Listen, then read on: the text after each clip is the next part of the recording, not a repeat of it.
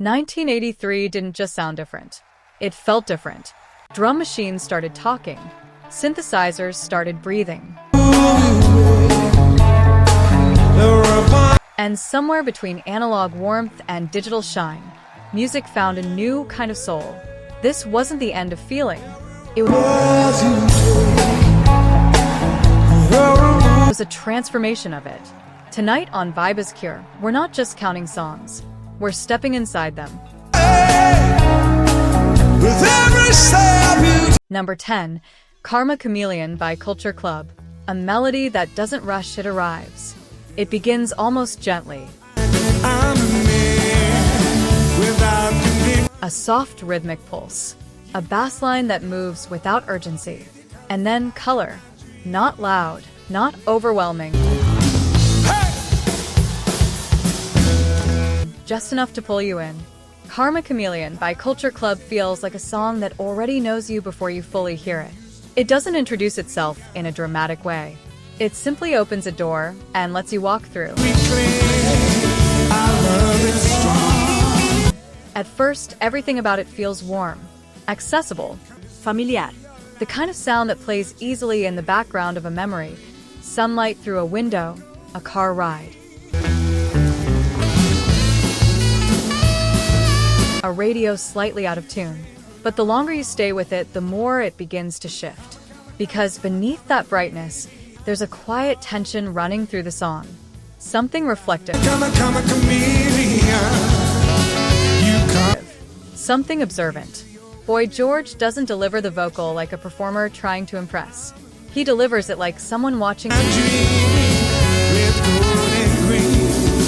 the world carefully, noticing patterns, noticing changes in people. And that's where the meaning starts to unfold. This isn't just a song about relationships. It's about adaptation, the kind that slowly becomes self-erasure. People changing colors to match their surroundings. Becoming what others expect. Smiling when they should speak. Blending in until there's nothing left to stand out. That idea sits quietly beneath the melody. It never interrupts. It never forces itself forward. But once you hear it, it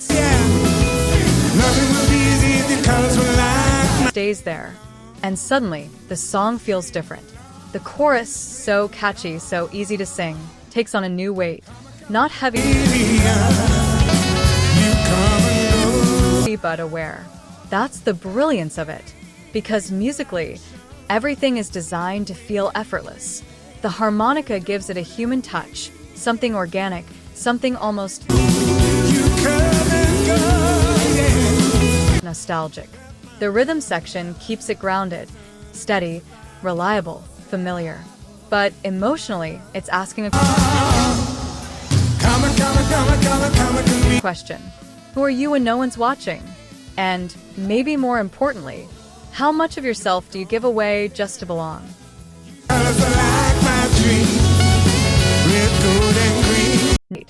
All Night Long, All Night by Lionel Richie. Some songs don't begin, they gather. All Night Long by Lionel Richie opens like a space slowly filling with people. Come on and sing along. People. You can almost hear it happen. A rhythm starts in the distance, soft percussion, like footsteps approaching. Then the bass line settles in, warm and steady, like a heartbeat finding its pace. And before you even realize it, you're inside it. This isn't just a song. It's an atmosphere. What makes it powerful is how naturally it expands. Nothing feels forced. Nothing feels rushed. Each layer arrives with intention, guitar textures, subtle keys, background voices that don't interrupt but support. And then there's Lionel Richie himself. He doesn't dominate the track. He guides it. His voice sits right in the center, not overpowering, not distant, just present, welcoming. assured, like someone who understands exactly what the moment needs and refuses to overcomplicate it. Because the message here is simple. Stay, move, celebrate. But the way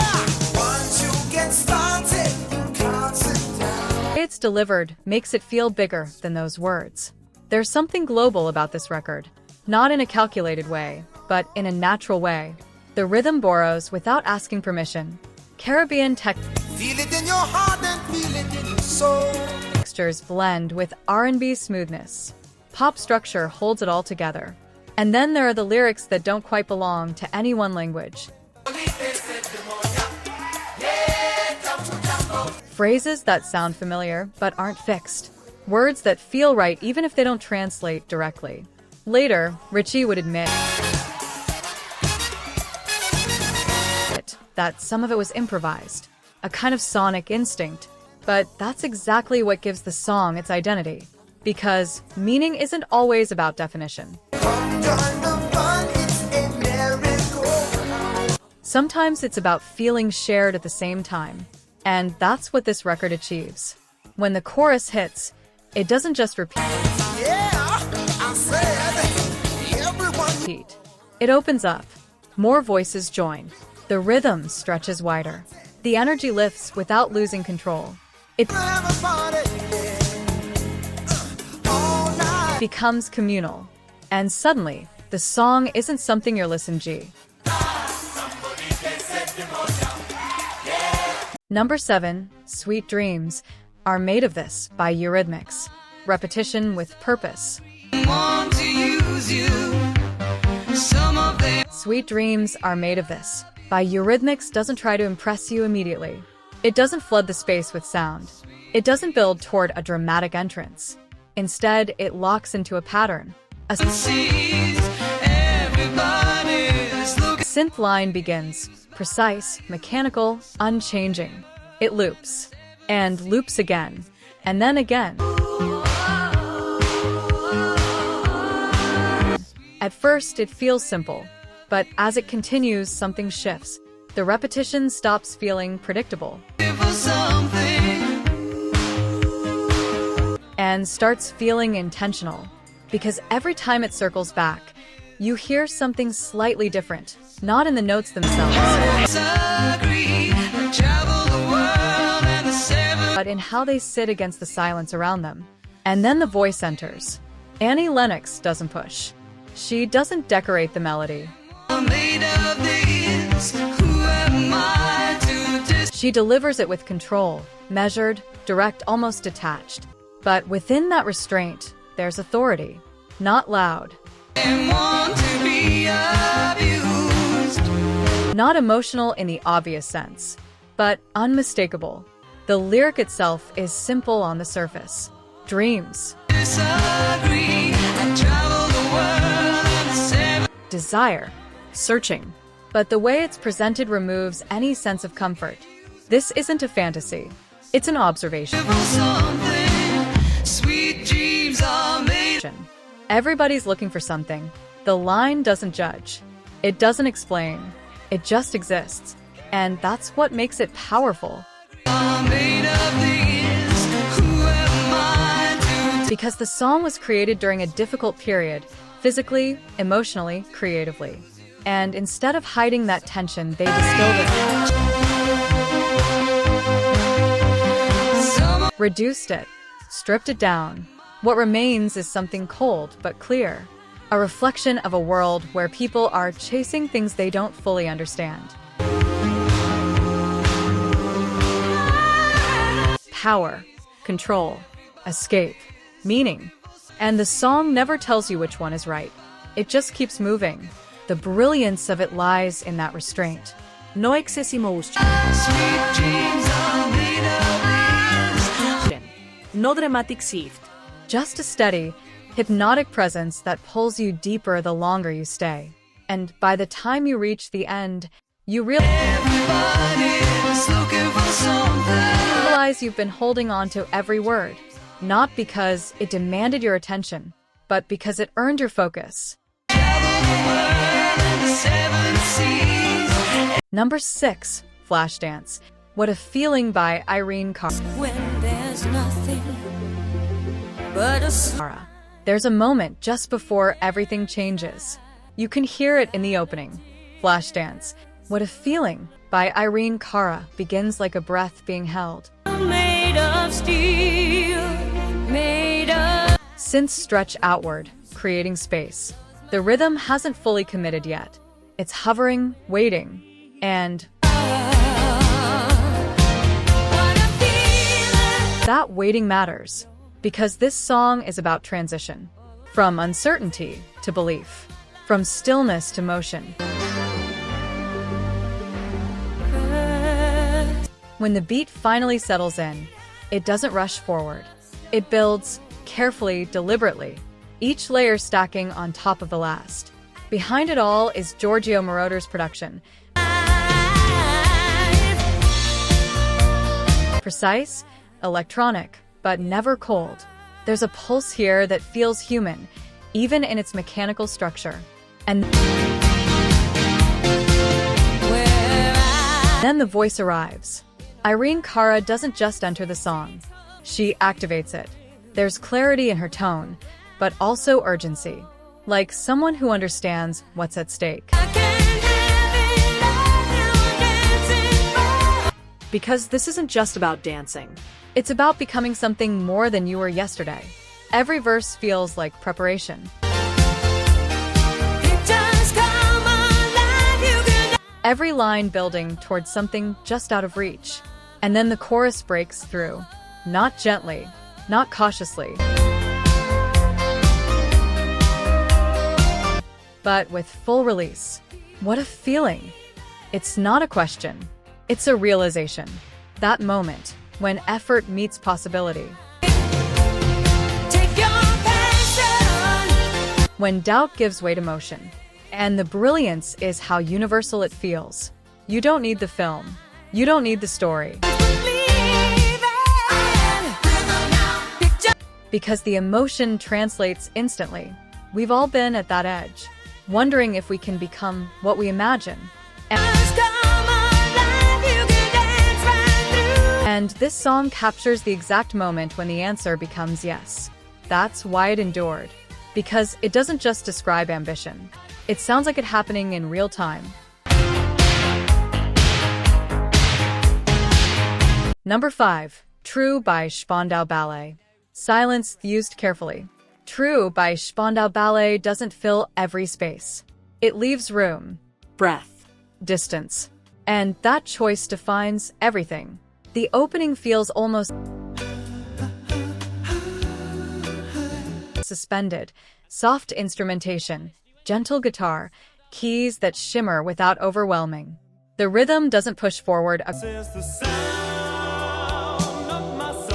aggressively. It rests. And within that stillness, the vocal unfolds. There's no urgency in it.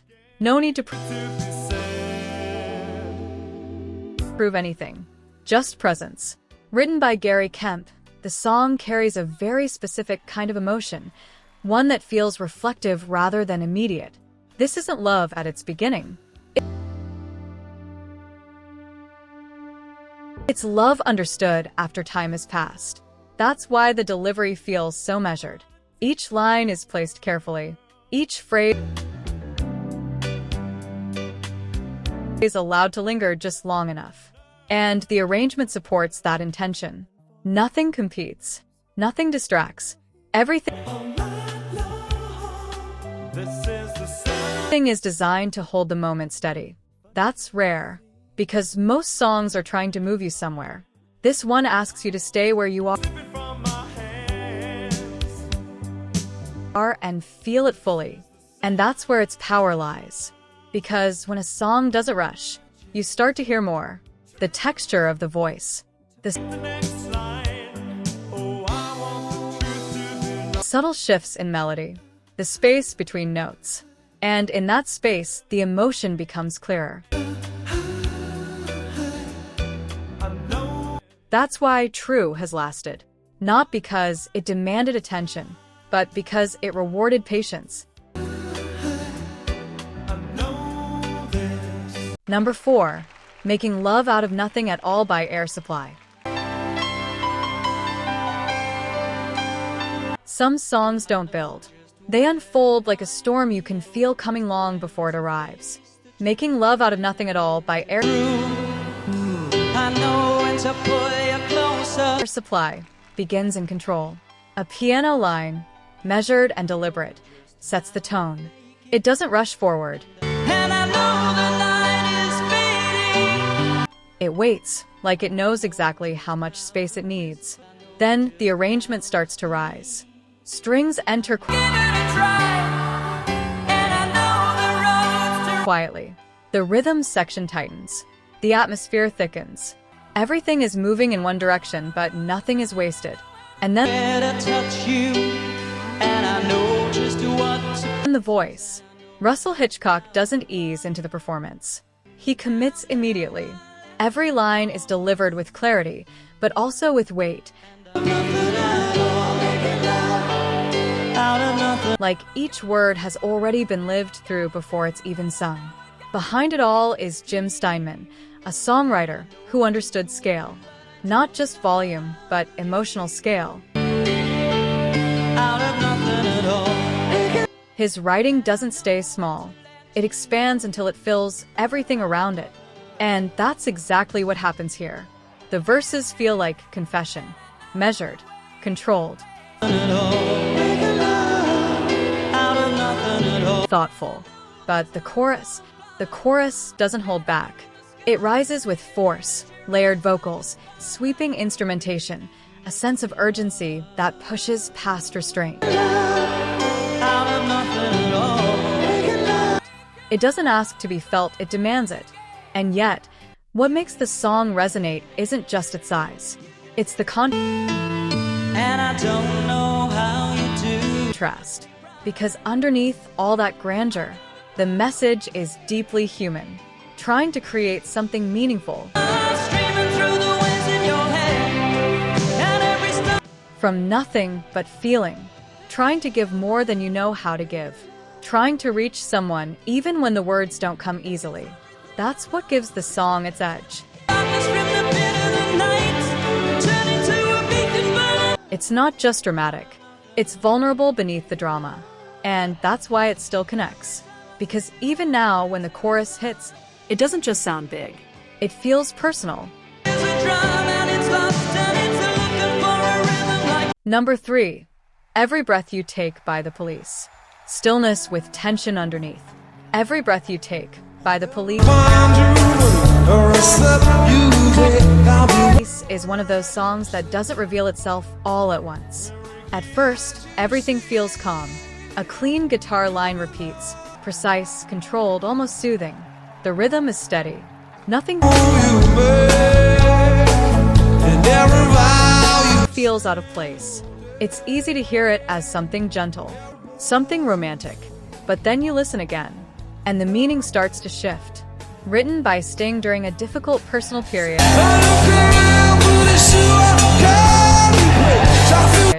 the song isn't about love in the traditional sense. It's about obsession, watching, tracking, holding on in a way that doesn't let go. And what makes it powerful is that the music doesn't change to match that darkness.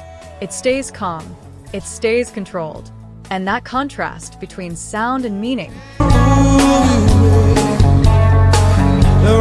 creates something unsettling, because the listener is left in between, hearing something beautiful while realizing something uncomfortable. That's the brilliance of the record. It doesn't explain itself. It doesn't raise its voice. It lets the tension sit quietly and grow. The repetition of the melody becomes almost hypnotic. The phrasing feels deliberate. Even the pauses feel intentional, like moments of observation. And over time, the song reveals its true weight, not through volume, but through persistence. That's why it lasted, because it doesn't just play, it lingers. Number 2, Total Eclipse of the Heart by Bonnie Tyler. This is where everything breaks open. Total Eclipse of the Heart by Bonnie Tyler doesn't begin gently. It begins with presence. A darkness in the atmosphere. A sense that something is already unfolding before the first lyric arrives. The piano echoes. The space stretches. And then the voice enters. Bonnie Tyler doesn't hold anything back. Her tone carries texture, grit, ache, power, all at once. It sounds lived in. It sounds weathered. It sounds real. And as the song moves forward, it builds with intention. Each section adds weight. Each phrase pulls tighter. You can feel it happening, the tension rising, the emotion stacking, until the chorus arrives. And when it does, it doesn't just release, it explodes. Layered vocals, swelling instrumentation, a sense of scale that feels almost overwhelming. It's not controlled. It's not restrained. It's everything at once. But what makes it unforgettable isn't just that explosion. It's the way it earns it.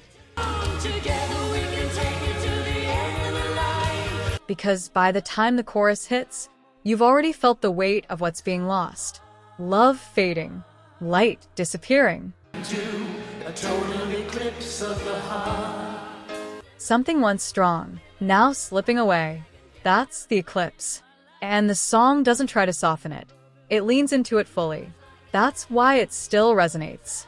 Because it captures something universal. The moment when emotion becomes too big to contain. And instead of holding it in, it lets it rise. Number 1, Faithfully by Journey.